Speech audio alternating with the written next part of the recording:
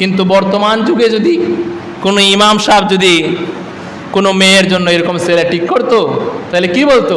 ওই তো মোল্লার ঘরে মোল্লা, মানুষের বাড়ি খায়, আর আমার জন্য এই কালো একটা ছেলে পছন্দ করছে, মোল্লার ঘরে মোল্লা, খাইয়া কোনো খাম নাই। এইরকম ভাবে গালিগালাজ করতো। ইমাম সাহেবরা কি করতো? গালিগালাজ করতো। কিন্তু তারা কিভাবে রাসূলকে অনুসরণ করেছে, যে সে বিশ্ব সুন্দরী বলা যায় বর্তমান যুগের, মদিনার হুর যাকে বলা হয়, মদিনার মধ্যে সবচাইতে সুন্দর, কিন্তু কালো একজন সাহাবীকে সে গ্রহণ করে নিয়েছে। কেন? যে রাসূল সাল্লাল্লাহু আলাইহি ওয়াসাল্লামের মহব্বতে, যে রাসূল সাল্লাল্লাহু আলাইহি সাল্লামকে তারা এরকম ভাবে মহব্বত করত। আমাদের এই বর্তমান যুগের মধ্যে মেয়েরা প্রেম করার সময় পছন্দ করে নায়ক সালমান খান, শাহরুখ খান, আর বিবাহের সময় পছন্দ করে টাকাওয়ালা কালাসান। টাকাওয়ালা কালাসান, যদি টাকা থাকে কালাসান হইলে কোনো সমস্যা নাই, আর প্রেম করার সময় সালমান খান আর শাহরুখ খান, শাকিব খান তালাশ করে। আরো অসংখ্য সাহাবীদেরকে আল্লাহ রাব্বুল আলামিন দুনিয়ায় থাকতেই তাদেরকে জান্নাতের সুসংবাদ দিয়েছেন, অথবা তাদের মৃত্যুর সময় জান্নাতি আলামত দেখিয়েছেন। একজন সাহাবী, ওনার নাম হলো সাদে সালামি, কালো একজন সাহাবী ছিলেন, গরিব একজন সাহাবী ছিলেন। 8 মাস হয়েছে ঈমান গ্রহণ করেছেন। একদিন রাসূল সাল্লাল্লাহু আলাইহি ওয়াসাল্লামের দরবারের মধ্যে আসলেন, এসে কান্নাকাটি শুরু করে দিলেন, বলেন, ইয়া রাসূলুল্লাহ, ইয়া হাবিবাল্লাহ, এই 8 মাসের মধ্যে আপনার যত সুন্নত আছে সব সুন্নতগুলো আমি ইত্তেবা করেছি, আমি অনুসরণ করেছি, কিন্তু একটা সুন্নত মনে হয় আমি ইত্তেবা করতে পারবো না, আমি অনুসরণ করতে পারবো না। আর আপনিই তো বলেছেন, আন সুন্নতি ফালাইসা মিন্নি, যে আমার সুন্নতকে অস্বীকার করে, যে আমার সুন্নত ছেড়ে দেয়, সে আমার উম্মত নয়। আপনি বলেছেন, আন নিকাহু মিন সুন্নতি ফামান রাগিবা আন সুন্নতি ফালাইসা মিন্নি। ইয়া রাসূলুল্লাহ, আপনি বলেছেন বিবাহ আমার সুন্নত, আর যে আমার সুন্নতকে অস্বীকার করে সে আমার উম্মত নয়। ইয়া রাসূলুল্লাহ, মদিনার অলি গলিতে আমি প্রত্যেকের দরজার মধ্যে গিয়েছি একটা মেয়েকে বিবাহ করার জন্য, কেউ আমার কাছে মেয়ে বিবাহ দেয় না, কারণ হলো আমি গরিব সাহাবী। আরেক দিক দিয়া আমি সুন্দর নয়, আমার চেহারার মধ্যে বসন্তর গর্ত আছে, বসন্তর দাগ আছে। আরেক দিক দিয়ে আমি হলাম কালো সাহাবী, এই জন্য কেউ আমার পছন্দ করে না, কেউ আমার কাছে মেয়ে বিবাহ দেয় না। রাসূল সাল্লাল্লাহু আলাইহি ওয়াসাল্লাম বললেন, ও সাদে সালামি, চিন্তার কোনো কারণ নাই, তোমার জন্য আমি মেয়ে ঠিক করতেছি। যাও যাও যাও, আমর ইবনে ওয়াহাবের কাছে যাও, তার একটা মেয়ে আছে, যেই মেয়েটা হলো মদিনার সবচেয়ে সুন্দর, যাকে বলা হয় মদিনার হুর। বর্তমান যুগে বলা যায় যে বিশ্ব সুন্দরী, বিশ্ব সুন্দরী, যে মদিনার মধ্যে সবচেয়ে সুন্দর মেয়ে, যে আমর ইবনে ওয়াহাবের মেয়ে। যাও, আমর ইবনে ওয়াহাবকে গিয়ে বলো যে আমি রাসূল সাল্লাল্লাহু আলাইহি সাল্লাম তার মেয়ের সাথে তোমার বিবাহ দিয়ে দিয়েছি। এখন সাদ সালামি বলেন, ইয়া রাসূলুল্লাহ, আমার কথা তো সে বিশ্বাস নাও করতে পারে, আপনি লিখিত দেন, আপনি লিখিত দেন। তো রাসূল সাল্লাল্লাহু আলাইহি সাল্লাম একটা কাগজের মধ্যে লিখে দিলেন, দিয়ে বললেন, যাও এই চিঠিটা, এই কাগজটা আমর ইবনে ওয়াহাবকে দিয়ে বলবা যে আমি রাসূল সাল্লাল্লাহু আলাইহি সাল্লাম তার মেয়ের সাথে তোমার বিবাহ দিয়ে দিচ্ছি। তখন সাদে সালামি রাদিয়াল্লাহু তাআলা আনহু এই কাগজ নিয়ে আমর ইবনে ওয়াহাবের দরজার মধ্যে চলে গেলেন, দরজার মধ্যে নক করলেন। আমর ইবনে ওয়াহাব বের হয়ে আসলেন। বের হয়ে আসার পরে সাদে সালামি রাদিয়াল্লাহু তাআলা আনহু বললেন, রাসূল সাল্লাল্লাহু আলাইহি ওয়াসাল্লাম এই কাগজটি দিয়েছেন, আর বলেছেন আপনার মেয়ের সাথে আমার বিবাহ ঠিক করেছেন, বিবাহ দিয়ে দিয়েছেন। তখন আমর ইবনে ওয়াহাব দেখলেন, একদিক দিয়ে এই সাহাবী সুন্দর নয়, আরেক দিক দিয়ে হলো গরিব। সৌন্দর্য না হলেও যদি মাল থাকতো, সম্পদ থাকতো, তাহলেও মেনে নেওয়া যাইতো। আমর ইবনে ওয়াহাব কি করলো, যে এই সাহাবীর সাথে বিবাহ বন্ধনে তার মেয়ের আবদ্ধ তো করলোই না, বরঞ্চ দূর ব্যবহার করে আরো তাড়াইয়া দিল, আরো ঘর থেকে তাড়াইয়া দিল। হযরতে সাদে সালামি রাসূল সাল্লাল্লাহু আলাইহি ওয়াসাল্লামের দরবারে আসলেন, এসে কান্নাকাটি করলেন। রাসূল সাল্লাল্লাহু আলাইহি ওয়াসাল্লাম বললেন, সাদে সালামি রে, টেনশন করো না, টেনশন করো না, তুমি যে আমার সুন্নতের জন্য চেষ্টা করেছো এটাই আল্লাহ রাব্বুল আলামিন কবুল করে নিয়েছেন। বলেন সুবহানাল্লাহ। তো এই আমর ইবনে ওয়াহাব সাদে সালামিকে তাড়িয়ে দিল। তার মেয়ে কিন্তু ঘর থেকে সবকিছু শুনতেছে। তখন তার মেয়ে আসলো, এসে বলল, বাবা, রাসূল সাল্লাল্লাহু আলাইহি ওয়াসাল্লাম আমার জন্য পাত্র ঠিক করেছেন, আমার জন্য ছেলে ঠিক করেছেন, আর আপনি তার সাথে দুর্ব্যবহার করে তাড়াইয়া দিলেন। এটা কেমন করে হয়? আমরা রাসূলকে অনুসরণ করি, আমরা রাসূলকে ভালোবাসি, আমরা রাসূলের কথা ফেলে দিতে পারি না। রাসূল সাল্লাল্লাহু আলাইহি সাল্লাম যেহেতু আমার জন্য এই ছেলেকে ঠিক করেছেন, সে গরিব হোক সুন্দর নাই হোক, আমি তারে পছন্দ করে নিয়েছি, আমি রাসূলকে ভালোবাসি, আমি রাসূলকে মহব্বত করি, এই জন্য আমি তাকে স্বামী হিসেবে গ্রহণ করে নিয়েছি। বলেন সুবহানাল্লাহ। তখন আমর ইবনে ওয়াহাব রাসূল সাল্লাল্লাহু আলাইহি ওয়াসাল্লামের দরবারে গেল, গিয়ে বলল, ইয়া রাসূলুল্লাহ, ইয়া হাবিবাল্লাহ, আমার বেয়াদবি হয়ে গেছে, আমার ভুল হয়ে গেছে, আমারে মাফ করে দিবেন ইয়া রাসূলুল্লাহ।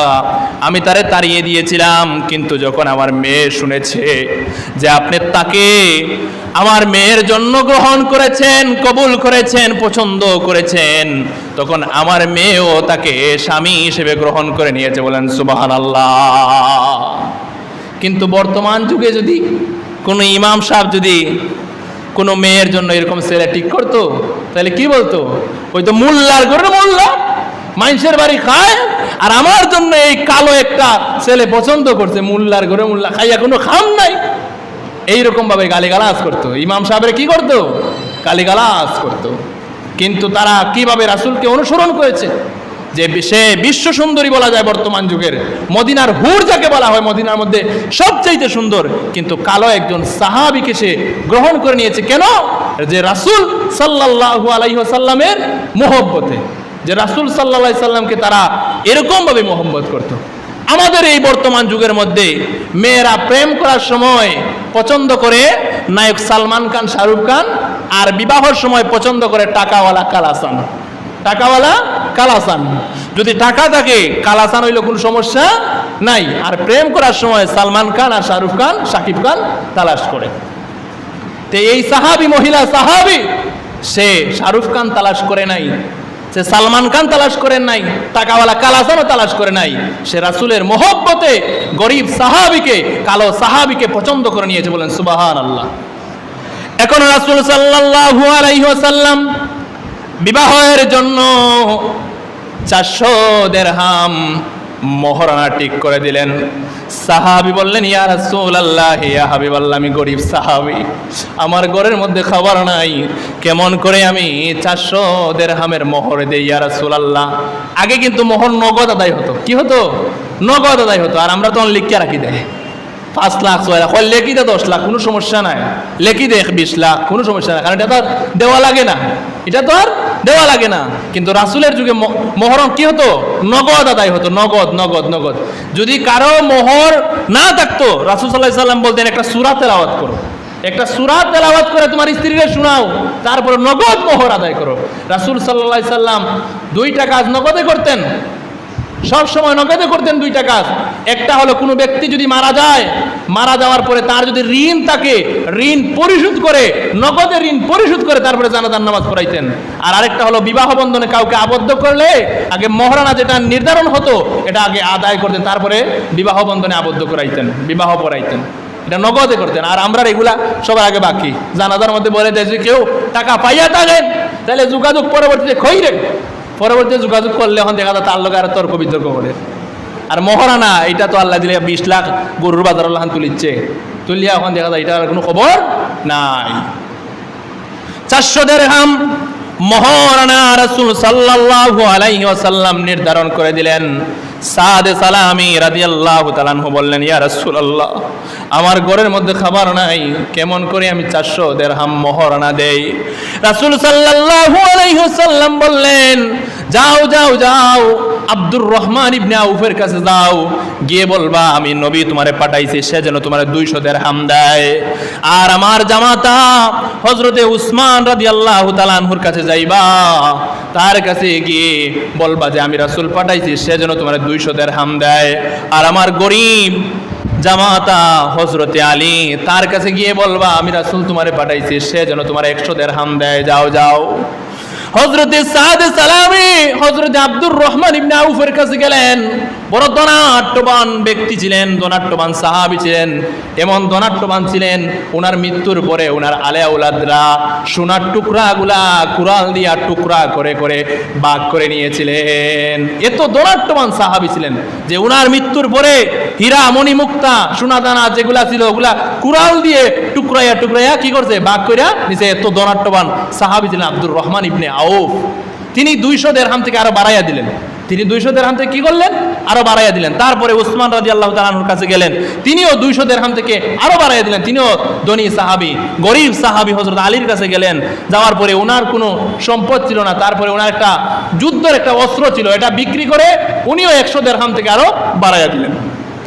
তারপরে ওই সাহাবী ওই টাকা নিয়ে মদিনার বাজারে চলে গেলেন, বিবাহের সদাই করবেন, বিবাহের বাজার করবেন।